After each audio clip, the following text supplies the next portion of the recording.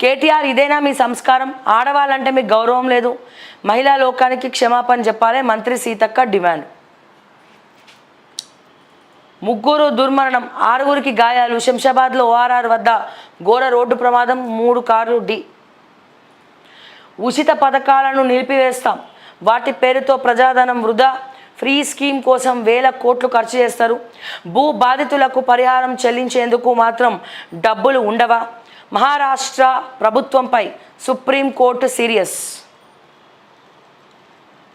భూ బాధితులకు పరిహారం చెల్లించేంత వరకు ఉచిత పథకాలను నిలిపివేస్తామంటూ మహారాష్ట్ర ప్రభుత్వాన్ని సుప్రీంకోర్టు హెచ్చరించింది.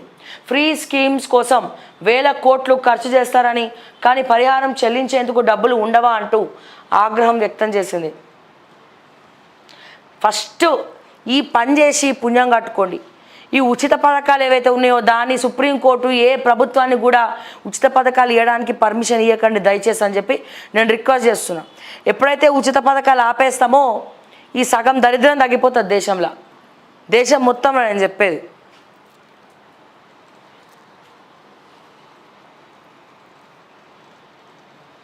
నగరం జలమయం. హైదరాబాద్లో భారీ వర్షం, ఉక్కపోత నుంచి సిటీ వాసులకు ఉపశమనం. పలు చోట్ల స్తంభించిన ట్రాఫిక్, నిలిచిన విద్యుత్ సరఫరా. ఆరెంజ్ అలర్ట్ జారీ చేసిన వాతావరణ శాఖ. హైదరాబాద్లో గురువారం సాయంత్రం కురిసిన భారీ వర్షానికి నగరం జలమయంగా మారింది. పలు చోట్ల రోడ్లపై మోకాళ్ళలోతు వరకు నీరు నిలిచింది. ఎల్బీ నగర్కు 5 కిలోమీటర్ల మేర ట్రాఫిక్ జామ్ అయింది. అంబులెన్స్లు అందులో చిక్కుకున్నాయి. గంటల పాటు కరెంటు సరఫరా నిలిచిపోయింది. గ్రేటర్ పరిధిలో సగటున 7 నుంచి 8 సెంటీమీటర్ల వర్షపాతం నమోదైంది. వాతావరణ శాఖ గ్రేటర్ హైదరాబాద్కు ఆరెంజ్ అలర్ట్ జారీ చేసింది. ఇది హైదరాబాద్ పరిస్థితి. ఒకడు వస్తాడు హైదరాబాద్ని డెవలప్ చేసినామంటాడు, ఇంకోటి వస్తాడు ఫ్యూచర్ హైదరాబాద్ని కనిపెట్టినాం, ఫ్యూచర్ విజన్ తోటి ఆలోచిస్తున్నాం, ఆ బుర్ర చాలా పదనైంది అంటాడు. అసలు హైదరాబాద్లో నాకు అర్థంగా కడుగుతా అధ్యక్ష, మూసీ రివర్ ఫ్రంట్ కోసము 150,000 పెట్టినాడు వీర లెవెల్లో. మరి హైదరాబాద్ రోడ్లు బాగు చేసేదవాడు? ఇంత పెద్ద సిటీలా వర్షం పడితే నీళ్ళు నిలువ ఉండడం ఏందండి? తుచుక్ తుగ్లక్ కానీ తుప్పుక్కని ఉంచుతారు మొక్కల మీద. మళ్ళీ మాట్లాడతాం హైదరాబాద్ నెంబర్ 1, తెలంగాణ నెంబర్ 1 అని మాట్లాడతాం మనం. నేను మొన్న కూడా చెప్పిన వర్షం, మళ్ళీ ఇప్పుడు కూడా చెప్తున్నా. అరే బంజారా హిల్స్, జూబ్లీ హిల్స్ ఏ రోడ్ చక్కగా ఉంది చెప్పండి? అటు ఎల్బీ నగర్ మొదలుకొని ఈ సిటీ అవుట్స్కట్స్ ఏది కూడా చక్కగా లేదు. వర్షం పడుతుందంటే నీళ్ళు ఎక్కడ కనబడద్దు. అట్లా పడుతున్నటువంటి వర్షము ఎక్కడన్నా పోయి కలవాలి. డ్రైనేజ్ సిస్టమ్ చక్కగా లేదు. ఎప్పుడో నిజాం కాలం నాటి డ్రైనేజ్ అండర్ గ్రౌండ్ సివరేజెసే ఉన్నాయి.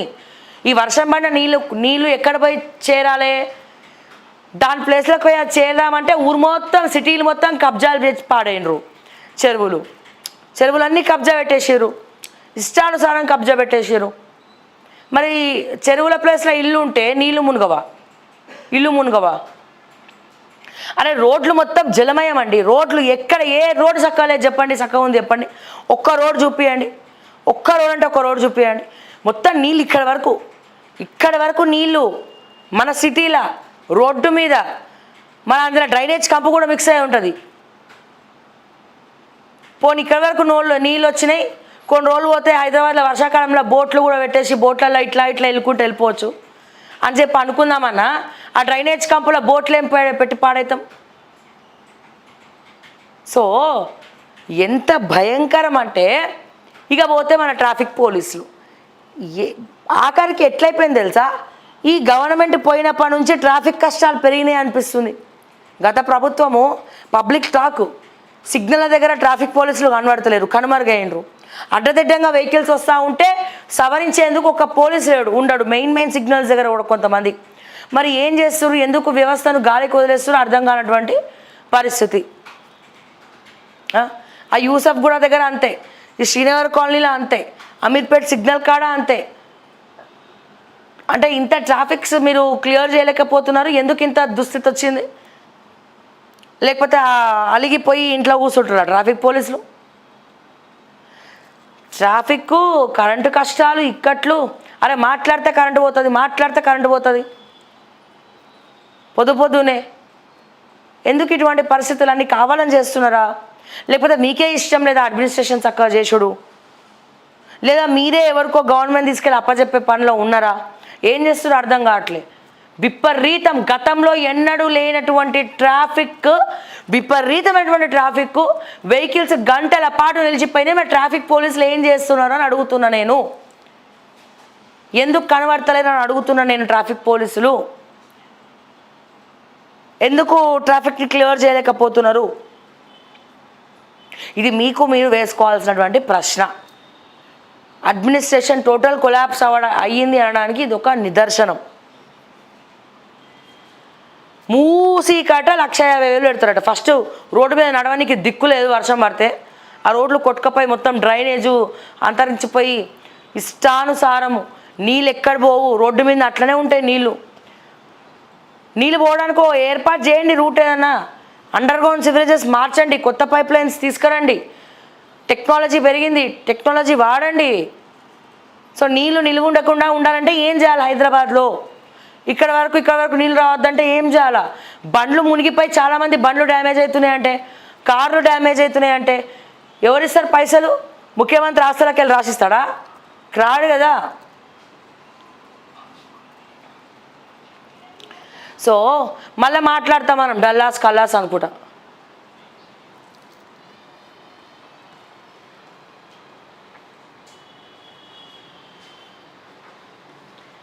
ఏ అధికారికి ఏ బాధ్యతలు? తహసీల్దార్లకు సూపర్ పవర్స్ అట అయిపోయాయి. ఇక మా తహసీల్దార్లకు సూపర్ పవర్స్ ఇస్తే ఇప్పుడే మా తహసీల్దార్లందరికీ కూడా కొమ్ములు వచ్చినాయి. ఒక్కొక్కడు 100 కోట్లు 200 కోట్లకు ఉన్నాడు. ఇంకెక్కువనే, నేను చెప్పేది తక్కువ. మినిమం అమౌంట్ నేను చెప్తున్నా. 100 కోట్లు 200 కోట్లకు ఒక్కొక్క ఎంఆర్ఓ ఉన్నాడు. ఇక సూపర్ పవర్స్ ఇచ్చారు అనుకో, దాన్ని ఇంకా సూపర్గా పెంచుకుంటాడు. ఏం పెంచుతాడండి? అదే ఆస్తులు, వాళ్ళ ఆస్తులు, బినామీలు. ఇక మా డిహెచ్ ఎవరు శ్రీనివాసరావు ఉన్నాడు, గడల శ్రీనివాసరావు. ఎట్లనైతే పైసలు బాగా సంపాదించి వాలంటరీ రిటైర్మెంట్ తీసుకుర్రో, రాజకీయాల్లోకి వద్దాం అనుకుంటారో, వీళ్ళందరూ కూడా గట్లనే దోచుక తింటారో. అయిపోయాయి. సూపర్ పవర్స్ ఇచ్చినట్టు ఎంఆర్ఓలకు. ఆ సూపర్ పవర్స్ తోటి ఇంకో 100 కోట్లు 200 కోట్లు ఆయన కలిసుకుంటారు. ఇక అయిపోయి. మండల డివిజన్ స్థాయిలోనే పరిష్కరించే వ్యవస్థ, గైడ్లైన్స్ తర్వాతే రానున్న స్పష్టత. ROR 2024 డ్రాఫ్ట్ బిల్లుల్లో ఫ్రీ స్క్రైప్ ఆఫీసర్స్ ప్రస్తావన. భూ సమస్యల సాధ్యమైనంత వరకు మండల డివిజన్ స్థాయిలోనే పరిష్కరించాలని ప్రభుత్వం భావిస్తుంది. ROR 2024 డ్రాఫ్ట్ బిల్లులో ప్రిస్క్రైబ్ ఆఫీసర్స్ అనే ప్రస్తావనను తీసుకొచ్చింది. ఇంకో ముచ్చట ఏం చెప్పాలి తెలుసా? మన ఎంఆర్ఓలు ఏ స్టేజ్కి ఎదిగిపోయారంటే, నేను అతి త్వరలో మీకు ఆ డీటెయిల్స్ సహా బండారం బయట పెడతా.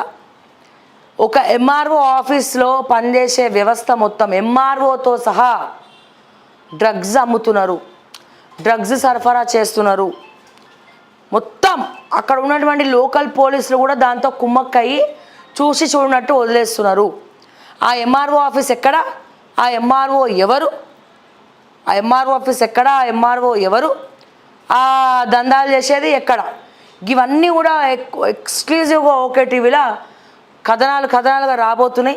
అప్పుడు డీటెయిల్స్ ఇచ్చి మొత్తం వాళ్ళ బండారం అంతా కూడా బయట పెడతాం. ముందే పేరు ఊరు చెప్తే ఏమవుతుందంటే వాళ్ళు జాగ్రత్త పడతారు. ఓకే, సో దయచేసి అతి త్వరలో, అంటే ఇంతకి దిగజారిపోయినరు. ఆఖరికి ఎంఆర్ఓలు డ్రగ్స్ అమ్ముకునే కాడికి వచ్చారు బహిరంగంగానే. ఈ బోర్డు ఒక్కటి తక్కువ, ఈడ డ్రగ్స్ అమ్మవాడు నువ్వు అని చెప్పి బహిరంగంగానే అమ్ముతురు.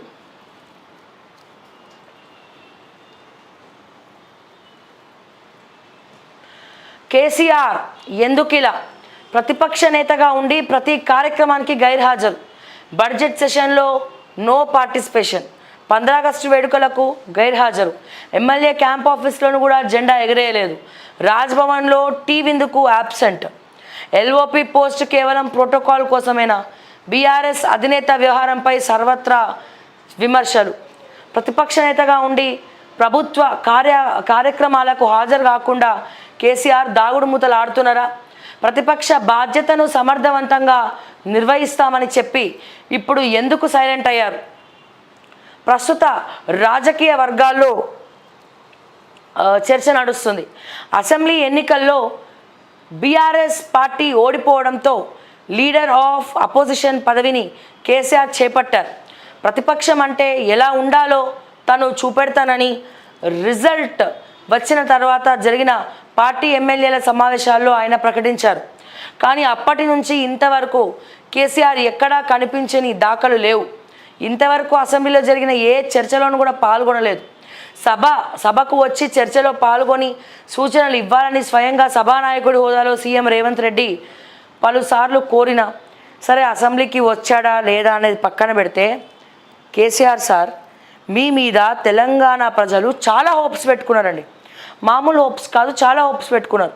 ప్రతిపక్ష నాయకుడు ప్రజల్లో ఉండాలని చెప్పి ఎవరైనా కోరుకుంటారు డెఫినెట్గా. అండ్ ఇది కూడా మీకు ఒక రైట్ టైం, అంటే జనాల్లోకి వెళ్ళడానికి ఒక మంచి అవకాశం.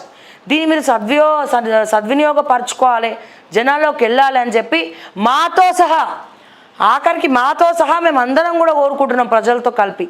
కానీ మేము ఏదైతే ఎక్స్పెక్టేషన్స్ మీ మీద పెట్టుకున్నామో దానికి మీరు రీచ్ అవ్వలేకపోతారు. మిమ్మల్ని ఎక్కడికో తీసుకెళ్దాం అనుకుంటే అక్కడికి మీరు రారన్న డైలాగ్ ఉంటారు చూసిరా, ఎగ్జాక్ట్గా అదే జరుగుతూ ఉంది. సో మీరే పట్టించుకోకపోతే మీ క్యాడర్ ఏం పని చేస్తుందండి? మీ క్యాడర్లో జోష్ ఏముంటుందండి? ప్రతి ఒక్కరు కూడా తిడుతురు కదా, ఫస్ట్ నీ మామని అడగని చెప్పి రేవంత్ రెడ్డి, లేకపోతే ఫస్ట్ మీ బాస్ని రమ్మని చెప్పని కార్యకర్తలు ఎక్కడ పోతే అక్కడ కేవలం మీరు ఏ ఇన్వాల్వ్మెంట్ లేకపోవడం వల్ల, దేనికి అటెండ్ అవ్వకపోవడం వల్ల, సరే ఇవన్నీ పక్కన పెట్టండి, పోనీ అట్లీస్ట్ ఈ ఎమ్మెల్యే హోదాలో మీ గజ్వెల్ నియోజకవర్గంలో మీ క్యాంప్ ఆఫీస్లోనన్నా మీరు జెండా వందనం చేయాలన్నా? పోనీ మీ క్యాంప్ ఆఫీసర్ చేయడం ఇష్టంలే, పోనీ మీ ఫామ్ హౌస్లోనన్నా జెండా వందనం చేయాలన్నా? అక్కడన్నా చేయాలి కదా, అక్కడ కూడా చేయలే. అంటే మీకు దేనికి సంబంధం లేదా, లేకపోతే ఇంట్రెస్టే లేదా, రావాలన్న ఆలోచన లేదా, లేదా నిజంగానే కొన్ని ఛానల్స్ చెప్పినట్టు బీఆర్ఎస్ని విలీనం చేయాలన్న ఆలోచనలో మీరు ఉన్నారా? ఎట్లాగో బీఆర్ఎస్ బీజేపీలో విలీనం అవుతుంది కదా, మాకెందుకు ఇవన్నీ, మాకెందుకు తలకాయ నొప్పులు, నా పని నేను చేసుకుంటా పోతా, హ్యాపీగా వ్యవసాయం చేసుకుంటా ఫామ్ హౌస్లో మీ ఇంట్లో అని చెప్పి మీరు అనుకునే ఆలోచనలో ఉన్నారా? ఎందుకు ఇటువంటి డెసిషన్స్ తీసుకుంటున్నారు మీరు? మీకు ఎవరు చెప్పట్లేదా, లేకపోతే స్వయం కృపారాధమా, మీకు మీరే అనుకుంటున్నారా? లేదా చెప్పండి, మీకు ఎల్ఓపి వద్దు, నేను ఈ బాధ్యత తీసుకోను అంటే అది కేటీఆర్ కన్నా అప్పచెప్పండి, లేకపోతే హరీష్ రావు కన్నా అప్పచెప్పండి, వాళ్ళకన్నా అప్పచెప్పండి. పోనీ వాళ్ళన్నా ఆ బాధ్యతను సక్రమంగా నిర్వర్తిస్తారేమో. సో మీరు ఎల్పీ లీడర్ అయి ఉండి, సో ప్రజలందరూ ఎల్పీ లీడర్ మీదే హోప్స్ పెట్టుకుంటారు. డెఫినెట్గా ఎల్పీ లీడర్ అడుగు జాడలానే నడవాలనుకుంటారు. సో ఎల్పీ లీడరే లేనప్పుడు, ఎల్పీ లీడరే డౌన్లో ఉన్నప్పుడు, ఎల్పీ లీడరే బయటికి రానప్పుడు ఇక ఇవన్నీ కూడా వస్తూ ఉంటాయి. మీ కార్యకర్తలు నారాజు అవుతారు. ఇన్ని రోజులు ఎమ్మెల్యేలు లీడర్లే వెళ్ళిపోయాడు, తర్వాత మా పార్టీ లేదురా నాయన, మా పార్టీలో కార్యకర్తలని జోష్ లేదు, మా ఈ కేసీఆర్ గారు ఎవరిని కలవరు, దిశానిర్దేశం ఏం చేయరు, అసలు ఏం పట్టనట్టు ఉంటాడు, జెండా వందనానికి కూడా రాడు, అసలు సిస్టమ్ అంటే లెక్కలేదు. సో ఇట్లా మాట్లాడుకుంటారు. సో ఏదైతే తెలంగాణ సాధన కోసం కేసీఆర్ కృషి చేసిండని ఉన్నదో, కేవలం దీనివల్ల మళ్ళీ మీరు అనవసరంగా చెడ్డ పేరు తెచ్చుకుంటున్నారు. సో మాతో సహా చాలామందికి మీ మీద చాలా ఎక్స్పెక్టేషన్స్ ఉన్నాయి, చాలామందికి ఉన్నాయి. అట్లీస్ట్ మీ కార్యకర్తల కోసం, ప్రజల కోసం పక్కన పెట్టండి, మీ కార్యకర్తలు మీరు ఎక్కడికి రాకపోయేసరికి మిగతా పార్టీ కార్యకర్తలు వాళ్ళని ఇన్సల్ట్ చేస్తున్నారు. ఎక్కడి చెప్పినవు లేవయ్యా, ఓ పెద్ద మాట్లాడుతున్నావు, ఏడయ్యా మీ కేసీఆర్ వచ్చిండ, దేనికి రాడు, మీ ఎల్పీ లీడరే చక్కగా లేడు, ఇక మీరు ఏదో వచ్చి వెలగబెడతారంట. సో ఈ టైప్లో మాట్లాడుతున్నప్పుడు డెఫినెట్గా వాళ్ళు బాధపడతారు. సో ఈ పార్టీలో ఉండడం వేస్ట్రా, ఎందుకంటే ఇంకా ఎవరికి మీరు అపాయింట్మెంట్లు ఇస్తలే, ఇంకా ఎవరిని మీరు కలుస్తలే. సో మరి మీరు కలవకుండా ఏం చేస్తారు, ఎందుకు కలవరు, మీకు ఆరోగ్యం బాగాలేదా, పోనీ అదన్నా చెప్పండి, నాకు హెల్త్ బాగాలే, కొన్ని రోజులు నేను రాను, నేను అందుబాటులో లేను, నేను ఎవరిని కలవదలుచుకోలే, నాకు హెల్త్ బాగాలేదు, నాకు ఆరోగ్య సమస్యలు ఉన్నాయి, సో అందుకే నా బాధ్యతలు నా అల్లుడైనటువంటి హరీష్ రావుకి అప్పచెప్తున్నా, లేకపోతే నా కొడుకైనటువంటి కేటీఆర్కి అప్పచెప్తున్నా, లేదా ఇంకోరికో అప్పచెప్తున్నాం. సో ఒక స్టేట్మెంట్ అని ఇవ్వండి, పోనీ వీళ్ళందరూ సర్ది పెట్టుకుంటారు. సో మీరు మాట్లాడరు, మీ మైండ్లో ఏముందో ఎవరికి చెప్పరు, సో బయటికి రారు, ప్రజల సమస్యల గురించి క్వశ్చన్ చేయరు. సరే దానికి మొన్న అసెంబ్లీ అప్పుడు వచ్చారు, ఇంకో 1 year టైం ఉందనుకున్నా చీల్చి చెండ ఆడతామన్నారు. మీరు చెప్పినటువంటి డైలాగులు, ఇక్కడ చూసే సిచ్యువేషన్ ఏది కూడా మ్యాచ్ అవుతలేదు, ఏదంటే ఏది కూడా మ్యాచ్ అవుతలేదు. దయచేసి నేను కేసీఆర్ గారికి ఒకటే రిక్వెస్ట్ చేస్తున్నా, ఇకనైనా బయటకు రండి, జనాల్లో కలవండి, ప్రజల తరపున ఉండండి, మీ బీఆర్ఎస్ ఎల్పీ లీడర్ హుందాతనాన్ని కాపాడుకోండి. ఇంతమంది ఎమ్మెల్యేలు ఉన్నారు, ప్రజలు ఉన్నారు మీ వైపు. సో కేసీఆర్ అంటే కేసీఆర్ని ప్రేమించేవాళ్ళు, మీ బీఆర్ఎస్ పార్టీని కాదు నేను చెప్పేది. కేసీఆర్ అంటే ప్రేమించే వాళ్ళు చాలామంది ఉన్నారు, కేసీఆర్ని అభిమానించే వాళ్ళు చాలామంది ఉన్నారు. అట్లీస్ట్ ఈ అభిమానం కోసమన్నా బయటికి రండి, వీళ్ళ కోసమన్నా బయటికి రండి, వీళ్ళ గురించి అన్న ఆలోచించన్నా బయటికి రండి. అనేక సార్లు మీరు అసెంబ్లీ ఎలక్షన్స్కి అసెంబ్లీకి రాకపోతే కూడా మేము ఇదే చెప్పినాం. సో ఇప్పుడు ఇదే చెప్తున్నాం. సో దయచేసి మీ మీదనే బీఆర్ఎస్ పార్టీ ఆధారపడి ఉన్నది.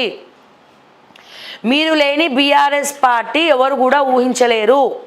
సో మీకు తప్ప మీ తర్వాత మీ బీఆర్ఎస్ పార్టీ ముందరికి తీసుకెళ్లే నాయకుడు లేడు.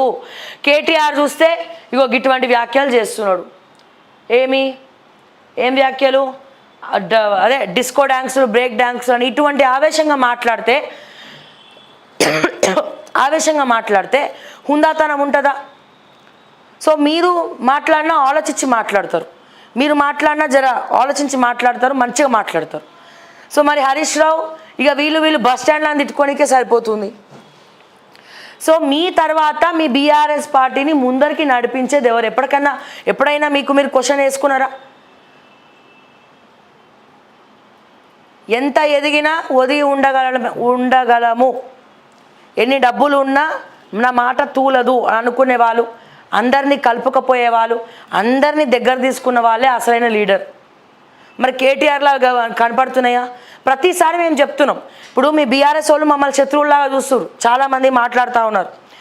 కానీ మేము తప్పుల్ని ఎత్తి చూపిస్తుంటే మీరు సవరణలు చేసుకోవాలి కదా. మీ భజన బ్యాచ్ మీకు చెప్తుందో లేదో మాకు తెలియదు. వాళ్ళు మీ డబ్బు కోసం ఉంటుర్రా, భజన చేయడానికి అనుకుంటుర్రా, దేనికోసం ఉంటుర్రో మాకు తెలియదు. కానీ ఎవరు చెప్తుర్రా ఎవరు చెప్పట్లేదు మాకు తెలియదు.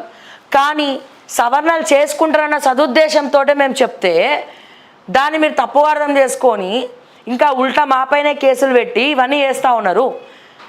అసలు తెలంగాణకి ఏం కావాలి? కేటీఆర్ మారుతాడు అనుకుంటే ఈయన మారడు. ఇటువంటి వ్యాఖ్యలు చేసి ఇంకా దిగజారిపోతూ ఉన్నారు. సో దయచేసి ఎవరు బీఆర్ఎస్ ఎల్పీ లీడర్ ఎవరు? లేదు ప్రజలారా, మొన్న ఏదైతే శాటిలైట్ ఛానల్లో వాళ్ళు మాట్లాడినారో అవే నిజం. మేమేం పనిచేస్తలేం, మేము పార్టీ తీసేస్తున్నా, బీఆర్ఎస్ని తీసుకపోయి బీజేపీలో విలీనం చేస్తున్నామని చెప్పండి. ఎస్, కేసీఆర్ అనే హిస్టరీలోనే ఉన్నాడు, ప్రజెంట్లో లేడు, చరిత్ర పుటంలో ఉంటాడు. ఇప్పుడు జనాలు అయితే లేడు, బీజేపీలో విలీనం చేసిండు పార్టీని. బీఆర్ఎస్ అనేది లేదుగా, మొత్తం అంతా బీజేపీ అని చెప్పి మేము ఒప్పుకుంటాం సార్. మేము అడగం, అప్పుడు మీ వెనకాల వాడం, కేసీఆర్ వెనకాల వాడం, బయటికి రండి, మాట్లాడండి, ప్రజల తరపున ఉండండి, బీఆర్ఎస్ ఎల్పీ లీడర్గా ఉండండి అని మేము అనం. కానీ ప్రజలకు క్లారిటీ ఇవ్వండి. బీఆర్ఎస్ను బీజేపీలో విలీనం చేస్తున్నాం, మేము అందుకే బయటికి వస్తలేమని క్లారిటీ ఇవ్వండి. అయితే అదన్నా చెప్పండి, లేకపోతే ఇదన్నా చెప్పండి, లేదా ఎల్ఓపీ లీడర్ అన్నా ఎల్పీ లీడర్ అన్నా మార్చండి. మారుస్తే మరి ఎవరిని పెడతారు? మీ తర్వాత బీఆర్ఎస్ని హుందాతనంతో బీఆర్ఎస్ని అందరినీ కలుపుకపోతూ ముందుకు తీసుకెళ్ళిపోయే నాయకుడు మీ బీఆర్ఎస్లో ఎవరున్నారు వాళ్ళకి అప్పచెప్పండి. కానీ ఎవరికి అపాయింట్మెంట్లు ఇవ్వం, ఎవరితో మాట్లాడడం, ఎవరు వద్దు మాకు అంటే కాదు. అందరికీ కలుపుకపోవాలి, అందరి ఫోన్లు లేపాలి, అందరితో మాట్లాడాలి, ప్రతి ఒక్కరితో ఒదిగి ఉండాలి, ఆప్యాయతతో పలకరించాలి.